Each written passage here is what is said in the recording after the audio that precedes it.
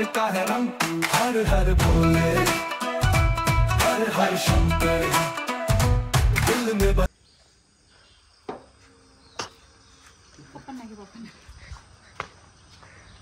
बोला तुम्ही इंट्रो करताय। हाय गाईज, आता आम्ही चाललो आहे भीमाशंकरला। श्रावणी सोमवार असल्यामुळे आपण तिथे दर्शनाला जात आहोत आणि आम्ही सर्वांना घेऊन चाललेलो आहेत गाडीमध्ये। तर गाडीमध्ये जाताना अजून काही स्पॉट असले तर ते पुन्हा आम्ही नक्की तुम्हाला सांगू। तर तिथे गेल्यावर मी तुम्हाला पुढची इन्फॉर्मेशन देऊ। बारीकला पुढं पटाका नाही ते बघ मी बोल। Hi friend, good morning. चालू आहे आमचा भीमाशंकर। आता आम्ही आलो आहे संगमनेर आणि शिर्डीच्या मध्ये आणि रस्त्याने जात असताना आता आमचा इथे चहाचा ब्रेक झालेला आहे। समोर बघू शकता। अजून आम्ही नाश्त्यासाठी थांबलेलो नाहीये, जस्ट चहा पिण्यासाठी थांबलेलो आहे आणि समोर इथे आम्ही सगळेजण चहा कोणी काय काय खाऊ खात आहे। हाय मित्रांनो, इथं आम्ही गाडीला सर्वजण बसलेले आहेत। चहा स्नॅक वगैरे सर्व घेत आहे।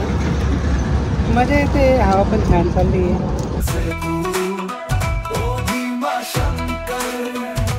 हर हर भोले, हर हर शंकर, तेरे चरण।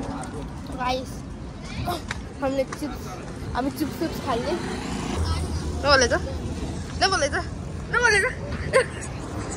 बोला ना गाइस, बघा हिने नवीन फोन घेतला। 2 मिनिटं थांबतो का? I love editing my sister. Photo काढते। नाजुक नाजुक दिल से हम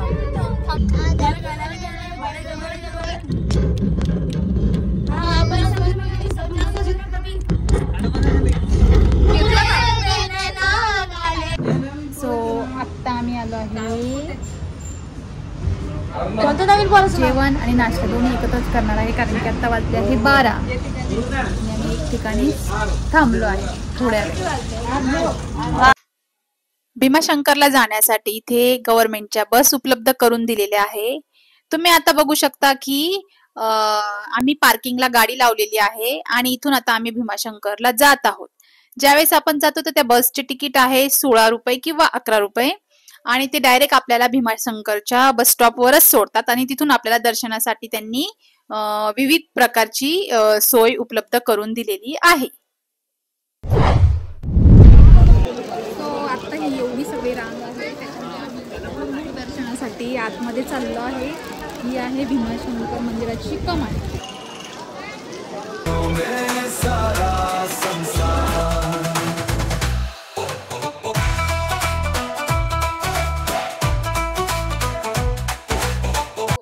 भीमाशंकर हे 12 ज्योतिर्लिंगांपैकी एक आहे। ते आहे पुणे जिल्ह्यामध्ये सह्याद्रीच्या पर्वताच्या रांगेत वसलेले आहे। ते हे महाराष्ट्रातील एक प्रमुख तीर्थक्षेत्र आहे आणि तिथे जाण्यासाठी आपल्याला वेगवेगळ्या रस्त्यांची सोय उपलब्ध करून दिलेली आहे। बसची पण सोय आहे, तुम्ही बसने किंवा तुमच्या प्रायव्हेट वाहनाने पण तिथे जाऊ शकता। भीमाशंकर हे जे आहे हे निसर्गरम्य स्थळ म्हणून ओळखले जाते, कारण मी बघितलंच असेल आम्ही आता कोट घालून चाललो आहे आतमध्ये आणि तिथले वातावरण नेहमी आल्हाददायक असते।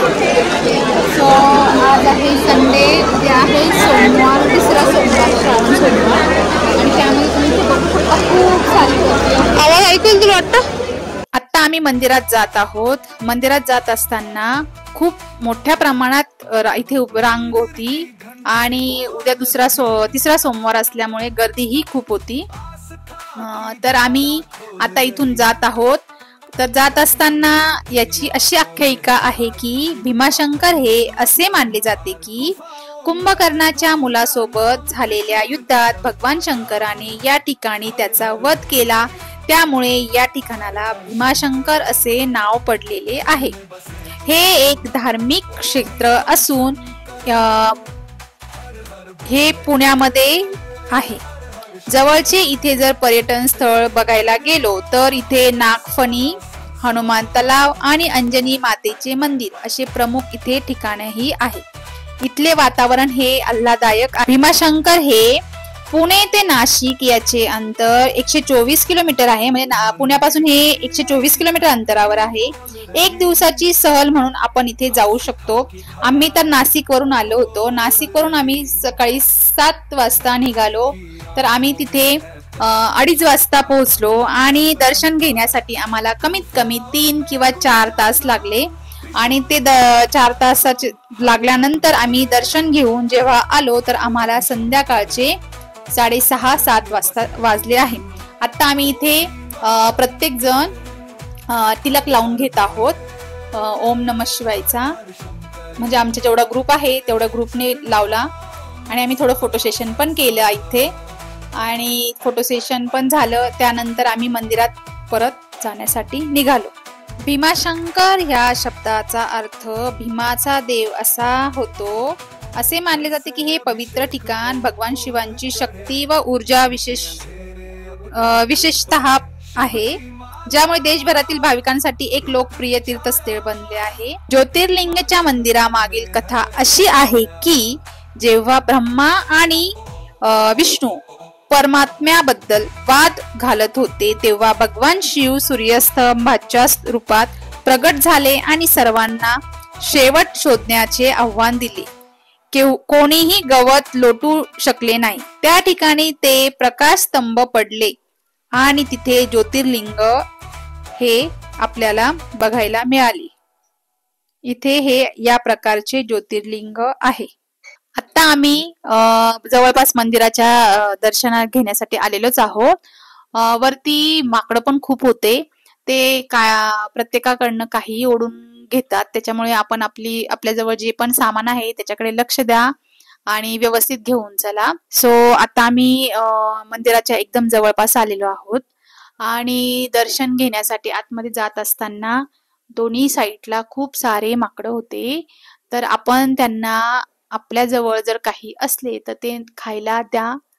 आणि ते खूप छान वाटत होते, क्यूट पण होते. चीजांची काळजी घ्यायची, चोरून घेतात. ते चोरून घेतात, त्याच्यामुळे तिकडेही लक्ष द्या. आणि ज्यावेळेस आम्ही मंदिरात जात होतो तर मंदिरात जात असताना कॅमेरा अलाउड नव्हता. हे बघा समोरच मंकी तुम्हाला दिसला. कॅमेरा अलाउड नव्हता, त्यामुळे मी आतमधले ज्योतिर्लिंगाचे दर्शन नाही दाखवू शकले. पण मी तुम्हाला इथे मुखदर्शन आणि समोर तुम्हाला कॅमेरामध्ये त्याचे दर्शनही घडवून दिलेले आहे. तुम्ही इथे बघू शकता. सो आता आम्ही दर्शन घेऊन आलो इथे समोरच तुम्हाला. सो आता आम्ही मंदिरात दर्शन घेतलं आणि तुम्हाला इथं मुखदर्शनही घडवलं. आणि समोर इथे माकडे पण आहेत. दर्शन घेऊन आम्ही तिथे प्रसाद घेतला आणि प्रसाद घेऊन आता आम्ही बाहेर येत आहोत. बाहेर आल्यानंतर आम्ही तिथे थोडंसं स्नॅक्स वगैरे खाल्लं. हे बघा समोरच पार्थ आणि नव्याने इथे मंकीला केळी दिली. त्यांनी किती पटकन घेतली. सो आता आम्ही आलो हे दर्शन घेऊन. वाजले आहे 6:15. आता आम्ही जाणार आहोत घरी. परतीचा प्रवास.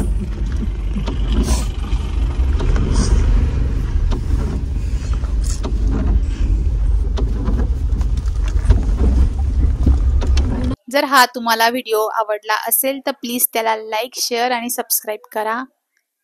Thank you. Bye. Bye. Good night, good morning, good afternoon, जिथे पण तुम्ही बघत असेल.